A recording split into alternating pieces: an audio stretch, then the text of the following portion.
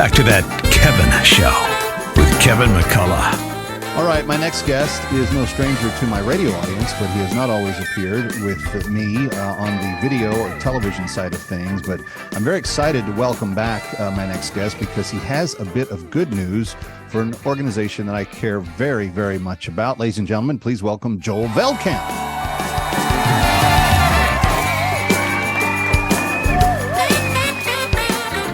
Hello, Joel.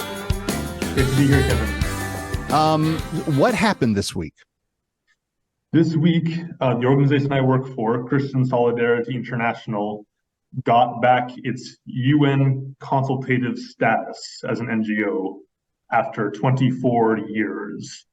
So 24 years ago, we had consultative status with the United Nations, which meant we could go to meetings, we could deliver remarks at sessions of the Human Rights Council, and in 1999, the government of Sudan decided that they had had enough of us, and they rallied all their allies in the committee and stripped us of our status. Well, and let's go back to what was going on in 1999. So yeah. CSI, that was the war completed at that point, or was the Civil War still ongoing? The war was in full swing in 1999. That might have been the peak of it, actually. And Dr. John Eibner and CSI were trying to rally the governments around the world to intervene and to basically draw up a peace plan that would let everybody go home and have kind of their own territory, which ended up happening. But Sudan didn't like the fact that CSI was spearheading these interventions? Not at all. Not at all. At the time, the government of Sudan still thought that they could win the war by destroying the Christian population of South Sudan, basically. And one of the main ways that they were trying to destroy that population was through slavery. So I know, as your listeners know very well, Kevin, tens of thousands of African Christians were enslaved by the Sudanese government and its allies during these years and taken to the north as slaves, as war booty, essentially. And what CSI was doing, and what we still do today, is we use an underground network of traders to get people out of slavery. Yeah. And in the 90s, this was shocking news, this was international news, and it was very embarrassing for the government of Sudan.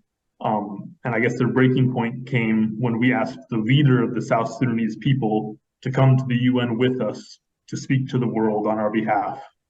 And after that, Sudan and its allies rallied together and got CSI expelled from having consultative status at the UN. Yeah, so let's talk about that term for a second. Consultative status, you said it allowed you to make presentations and to be part of meetings and so forth. What's the most significant reason why you're glad to have it back?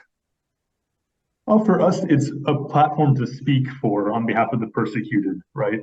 And that's why we weren't actually that sad when we lost it in 1999, because we had used it for what it was for, as far as we were concerned. We had used that platform to give a voice to the persecuted people of South Sudan, and it got a lot of attention, and it got maybe even more attention when we were kicked out. So that was a success in our books. Was there any opposition to bringing you back into consultative status within the UN?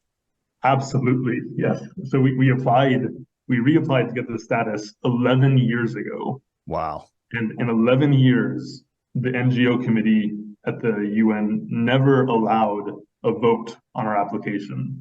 But every time they met, they would send us another question about our application. And some of these questions... So they would ask one question a year of your application? Let's say 3 questions a year, because they would meet about 3 times. Couldn't that have been taken care of in like a phone call? Yes, but of course that wasn't the point. The point was to make sure that we never actually got a vote on our application, and we just got stuck in this bureaucratic process forever. So what finally happened just yesterday, actually, is that some friendly countries picked our application out of the pile and said, we're not going to break this cycle, and we're going to force the whole Economic and Social Council of the UN to vote on this. And they did, and we won 24-12 with 11 abstentions. So it was fairly close in my understanding. But well, yeah. I mean, if it's 24-12, or does that mean that there were 35 potential yes votes, but 11 abstained? So you only won by 12 votes. Well, you still got 2-1. I mean, that's a pretty good that's a fair representation of, I think, what you guys are represent to the global community, because as my listeners are very intimately familiar with, because we do talk about CSI and we are advocating for slave liberation. And now that Sound of Freedom and other things in the culture are drawing attention to human trafficking and human slavery again, I hope that we get many, many more slaves freed than what our goal is. But friends, if you're listening to this and saying, yeah, there's no reason why CSI shouldn't be part of the UN. You just got to remember, a lot of the bad countries have lots of representation at the UN. The UN oftentimes comes off as doing more of the work for the bad countries than it does for the good countries. It just, in very general, broad parlance, that's what I would argue sometimes the UN's ultimate outcome has been. It is nice to see that CSI has been reinstated. Joel, let me hone in on Sudan just for a second. I know that at the peak, there were about 185,000 enslaved Christians in the north. And I know that CSI, well before I started working with you, but I know that in the years we've worked together and before, all combined, I think about 135, 140,000, something like that, have been liberated.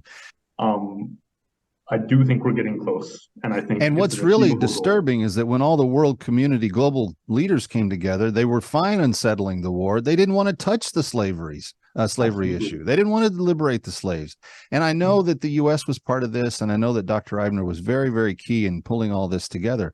But it wouldn't have taken that much more effort by the global community to say, okay, Sudan, as part of this settlement, you have to let the slaves go free. Absolutely, I agree. But we see very often in global politics today, in Ukraine, today in many other places, that the weakest people just don't count for very much when the big powers get together and try to settle their interests. Well, friends, it's one of the reasons why I am so passionate about CSI. It's one of the reasons why I'm going to continue to advocate from this microphone for the liberation of slaves, because we can't stop until every one of them are out. And that's what the slaves say when they get liberated. They come to the CSI staff and they say, thank you. Thank you to the Christians who gave and got us out. Now, don't stop until they're all released. Joel Veldkamp, International Communications Director for CSI, thank you so much for being with us. Thank you, Kevin. God bless you. Kevin McCullough coming right back from New York. Stay here. Ready or not, he'll be right back.